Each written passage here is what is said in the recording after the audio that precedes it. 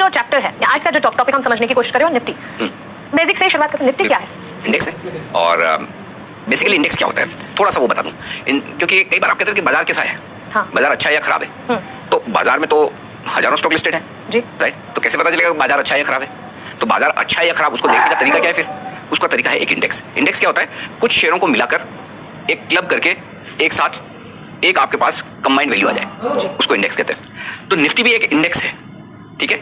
Nifty का नाम है निफ्टी 50 जी। आमतौर पर हम 50 छोड़ देते हैं, लेकिन उसका असली नाम निफ्टी 50 है, ठीक है। तो फिर नाम से पता चल जाता है, निफ्टी मतलब उन 50 शेयरों का इंडेक्स जो आपको ये बताता है कि ये 50 शेयर ऊपर जा रहे हैं, नीचे जा रहे हैं, सब मिलकर किस तरफ जा रहे हैं। अच्छा, ये निफ्टी है। और निफ्टी एनएसई में लिस्टेड 50 शेयरों का है, और हर एक्सचेंज का अलग अलग इंडेक्स हो सकता है। जैसे कि बीएसई का सेंसेक्स सबसे पुराना और फेमस है, वो 30 शेयरों से बना हुआ है। लेकिन कभी आपने ऐसा थोड़ी सुना सेंसेक्स 30? नहीं ना, खाली सेंसेक्स नाम आता है। नेस्डेक 100 है, नेस्डेक में 100 शेयरों का इंडेक्स है। तो हर देश का, हर स्टॉक एक्सचेंज का अलग अलग इंडेक्स हो सकता है। तो हमारे यहाँ जो वायदा कारोबार के लिहाज से पॉपुलर इंडेक्स है वो है निफ्टी जी, यानी कि 50 शेयरों का इंडेक्स।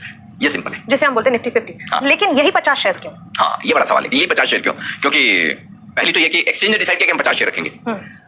इसमें 50 शेयर से ज्यादा मानसे ना 50 कंपनियों का आपको सोचना चाहिए कि निफ्टी में 50 कंपनियां हैं, हाँ। शेयर नहीं। और वो मैं इसलिए कह रहा हूं, बड़ी इंटरेस्टिंग चीज है, एक्सेप्शन है। एक बार ऐसा भी हुआ है जब निफ्टी में 51 शेयर हो गए, निफ्टी 50 से वो 51 हो गया। हाँ, लेकिन वो निफ्टी 50 ही रहा। क्यों? क्योंकि शेयर 51 थे, कंपनियां 50 ही थी। अब आप कहेंगे ये कैसे जी? तो टाटा मोटर्स नाम तो सुना है आपने? टाटा मोटर्स निफ्टी का हिस्सा थी। टाटा मोटर्स का डीवीआर, वो थोड़ा सा एक टेक्निकल टर्म है, हम कभी आगे और उसको अच्छे से समझाएंगे, लेकिन वो एक और अलग तरह का शेयर जो बाजार में लिस्टेड है आज भी है। तो टाटा मोटर्स और टाटा मोटर्स डीवीआर दोनों निफ्टी का हिस्सा बन गए, और इस वजह से 51। एग्जैक्टली। लेकिन कंपनियां 50 क्योंकि है तो टाटा मोटर्स ही, हाँ। शेयर है 51। अच्छा, तो टाटा के अम्ब्रेला के अंदर एक जो कंपनी है टाटा मोटर्स। लेकिन अब आज की तारीख में निफ्टी में 50 शेयर हैं जो निफ्टी का हिस्सा है, और ये 50 शेयर मिलकर निफ्टी को बनाते हैं, ठीक है। लेकिन अनिल जी, ये 50 शेयर्स जो हैं, जैसे कभी भी हम कोई ग्रुप या कोई हेड बनाते हैं तो उसका क्लासिफिकेशन होता है। इन 50 शेयर्स का क्लासिफिकेशन मतलब क्या है? कोई हेड है या कोई क्लासिफिकेशन डिवीजन है जिस हिसाब से 50 शेयर्स बने? तो 50 शेयर्स एक ही ग्रुप के, मतलब एक ही तरह के सेक्टर के तो नहीं होंगे? अलग अलग सेक्टर के हैं, कई सारे सेक्टर्स के हो सकते हैं, कई सारे सेक्टर्स के ना भी हों।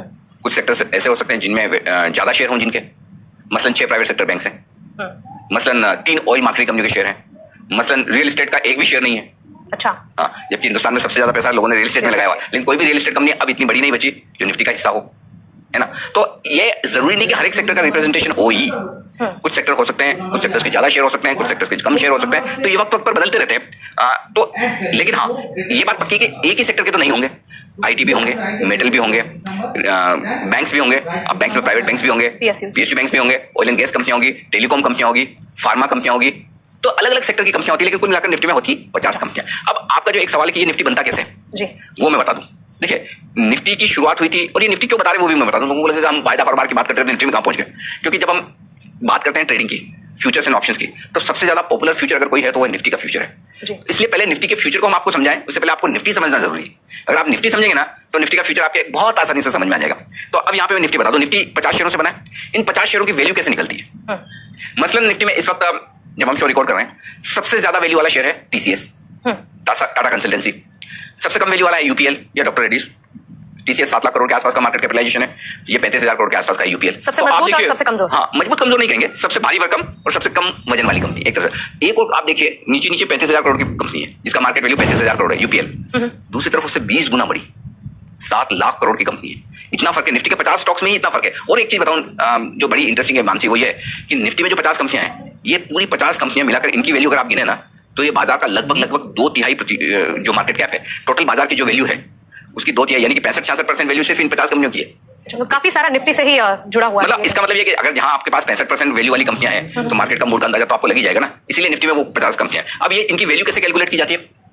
तो 50 कंपनियां हैं, हर एक कंपनी की अलग वैल्यू है। जैसे मसलन टीसीएस 7 लाख करोड़ का है और यूपीएल 35,000 करोड़ का, तो हर एक की वैल्यू सेम तो नहीं होगी जी। जिस कंपनी की जितनी वैल्यू है, सबकी वैल्यू गिन लो, उस वैल्यू को गिनने के बाद 50 से डिवाइड कर दो। लेकिन इसमें थोड़ा सा कैच है, निफ्टी की जो वैल्यू गिनी जाती है ना, वो गिनी जाती है फ्री फ्लोट के बेसिस पर। थोड़ा मुश्किल है, ये सवाल ही हो गया, सवाल ही हो गया। अब फ्री फ्लोट क्या है?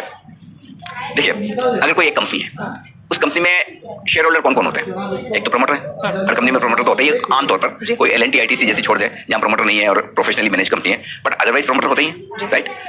तो शेयर होल्डर सबसे बड़े प्रमोटर होते हैं। प्रमोटर के अलावा फिर दूसरे शेयर होल्डर होंगे, जिसमें कोई रिटेल होगा, जिसमें कोई आपका फंड्स होंगे, एफआईज होंगे, बैंक्स होंगे। तो फ्री फ्लोट का मतलब ये कि जितने प्रमोटर की शेयर होल्डिंग है उसको तो कर दीजिए अलग, कि मतलब कोई सरकारी कंपनी जिसमें 75% हिस्सेदारी सरकार की, तो उसका फ्री फ्लोट बचा 25%। और वो ऐसा क्यों? क्योंकि आमतौर पर जब निफ्टी का वेटेज कैलकुलेट करते हैं हम कि इस कंपनी का वजन निफ्टी में कितना होना चाहिए, तो जो फ्री फ्लोट है वही गिना जाता है। और ये कॉन्सेप्ट इसलिए है कि हम आमतौर पर ये मानकर चलते हैं कि प्रमोटर अपनी कंपनी का शेयर बेचने नहीं आएगा, और वो शेयर जनरली रोज रोज ट्रेड नहीं होता बाजार में। तो जो शेयर रोज ट्रेड होता है उसके बेसिस पर मार्केट कैपिटलाइजेशन बनाई जाए। ओके, तो प्रमोटर शेयर होल्डिंग को अलग कर दो, और जो बची हुई है उस शेयर होल्डिंग को आप फ्री फ्लोट मानेंगे, और उसके बेसिस पर आप उस कंपनी का मार्केट कैपिटलाइजेशन निकालेंगे। कि हो सकता है इस केस में आईटीसी एलएनटी का मार्केट कैपिटलाइजेशन भले वैसे कम हो, लेकिन फ्री फ्लोट होने की वजह से बढ़ जाता है। टीसीएस में मार्केट कैपिटलाइजेशन बहुत ज्यादा हो, लेकिन फिर भी 75% अगर प्रमोटर के पास है तो उतना नहीं होगा, थोड़ा कम होगा। सरकारी कंपनियों में भी ऐसा हो सकता है। तो मार्केट कैपिटलाइजेशन जो निकाला जाता है वो प्रमोटर्स की शेयर होल्डिंग को हटाकर फ्री फ्लोट के बेसिस पर निकाला जाता है, और जो फ्री फ्लोट मार्केट कैप होता है सारी 50 कंपनियों का, उन्हें जोड़ दिया जाता है, और फिर उन्हें आप 50 से डिवाइड करते हैं और इंडेक्स को निकालने की कोशिश करते हैं। एक फॉर्मूला है उसका भी जो हम आगे बताएंगे। चलिए, तो फिर आज हमने सीखा कि निफ्टी क्या है और फ्री फ्लोट क्या है, लेकिन इसका जो फॉर्मूला है आगे जो सर हमें बताएंगे उस पर हम नजर करेंगे, और साथ ही निफ्टी फ्यूचर्स की तरफ भी हम बढ़ेंगे, क्योंकि सवाल यहाँ पर थोड़े बढ़ते चले जा रहे हैं। आप बने रहे हमारे साथ। नमस्कार।